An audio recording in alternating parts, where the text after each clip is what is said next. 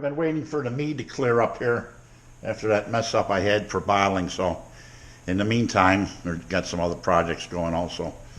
Today, I'm going to be turning water into wine. I'm not Jesus, but here it is.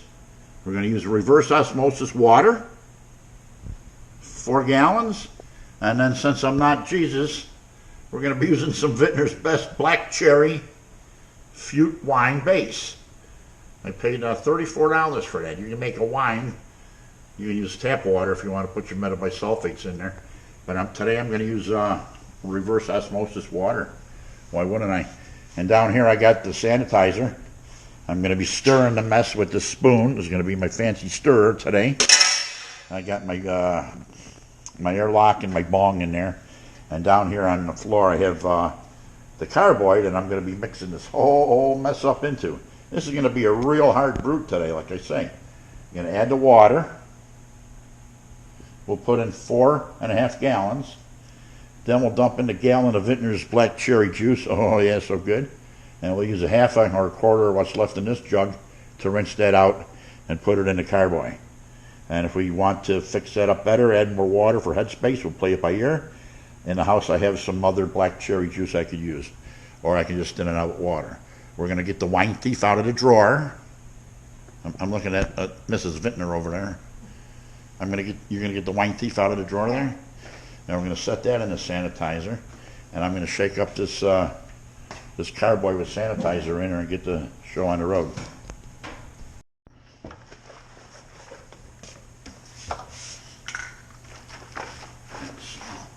So what I'm going to do is I'm going to sanitize this carboy. I got 4 or 5 other carboys on the shelf over there. You never have enough.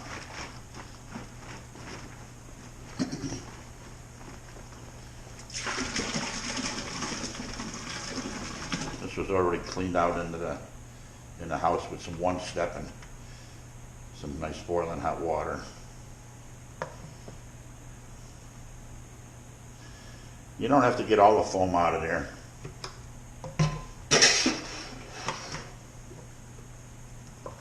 It doesn't hurt to try though. So we're going to get ready to get our water in here very shortly. All right, it's really rocket science here. I'm going to take put my sanitizer in that bucket. What I'm going to do is get some of the water in there now. Here's where the magic happens. This is a real hard brew. You dump your water into your carboy. The little sanitizer that's in there won't hurt nothing. Here, let's do a live shot here. You spin your jug, the water comes out faster. Anybody ever know that one? See that? I thought the missus might be here to have them open for me. So I don't have to spend time doing it. Now she came on camera here. I always notice that I got my camera, it's always crooked. I guess I'll move it closer here. This is really, like I say, rocket science.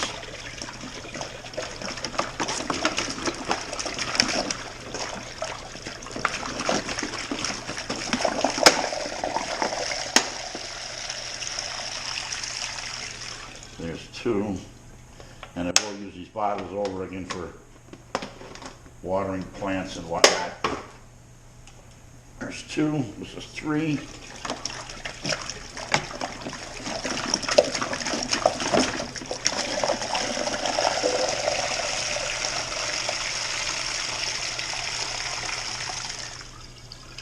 There's 3, and we'll get half of this one in there.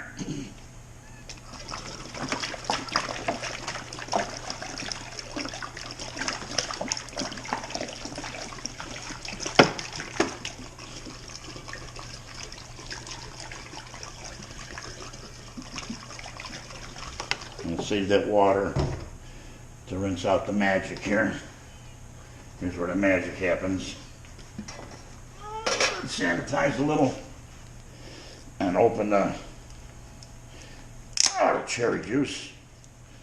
Oh boy. Let's see if I can have that show up on camera down there.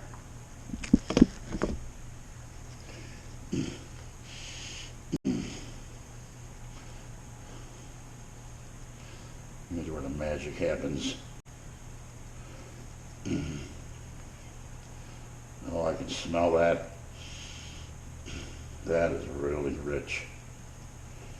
I don't know if that's all coming out on camera or not. It is. It's really nice. Cool display.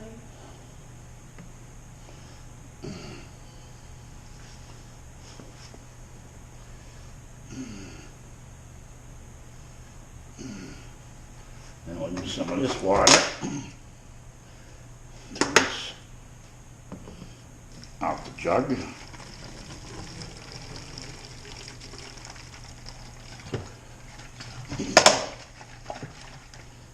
Ooh, that's very strong smelling.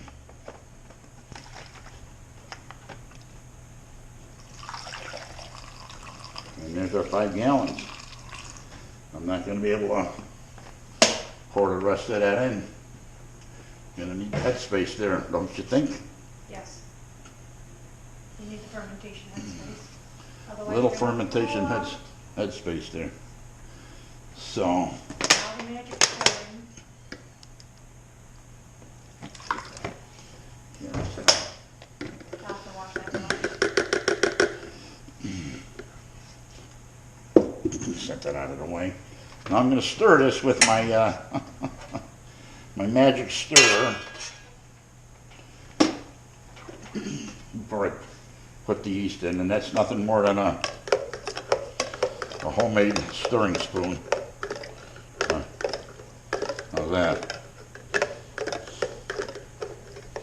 One of the simplest things to make is wine. You can do it from a kit, or you can do it out of this bottle. Some kits are up to $100, and in this case it's just the water and $34 for the juice. And sometimes it's that was on sale. All right, I'm going to use the bricks here. We're going to use the refractometer to get a reading here.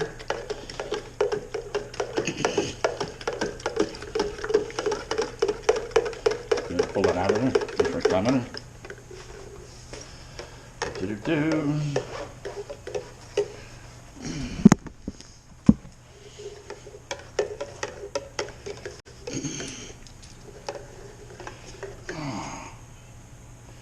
Get a sample on there.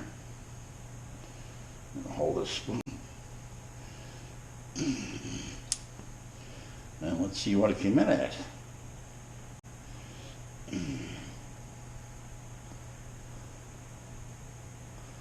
We're at 10.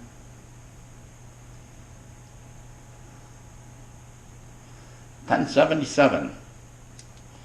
What I like to do is get a couple readings on there. Wipe that off on my shirts. I like to do a couple. I'm going to stir here. A couple drips.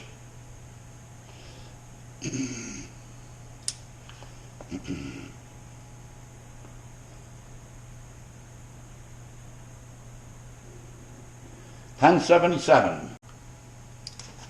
It's going to be, this is a cherry wine. It's going to come in at approximately, I'll take a guess. I'll say, from experience, if it finishes dry, it should be roughly, let's see here. I use the old Brainiac here. It should be roughly maybe 9%, maybe 10. We'll see how she ferments out. Maybe 11. So I'm going to get the yeast in here, and we'll get this up on the shelf and get that going.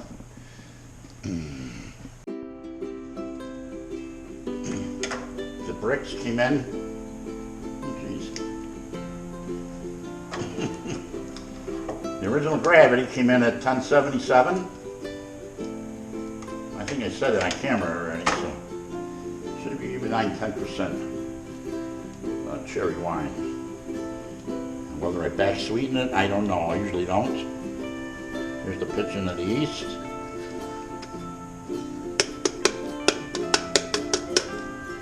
That's in.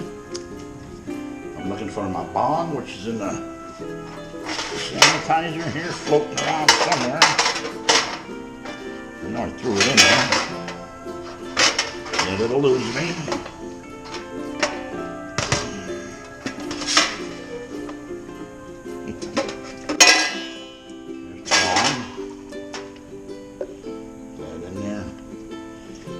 this up on the shelf, then I'll put the airlock in and start sucking in. So what I need to do is get these bottles out of my way. Put water in here eventually. Use them again.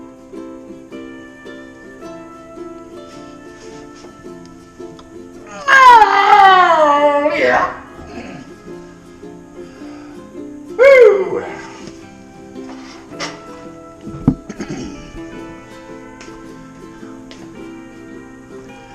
So, there you go.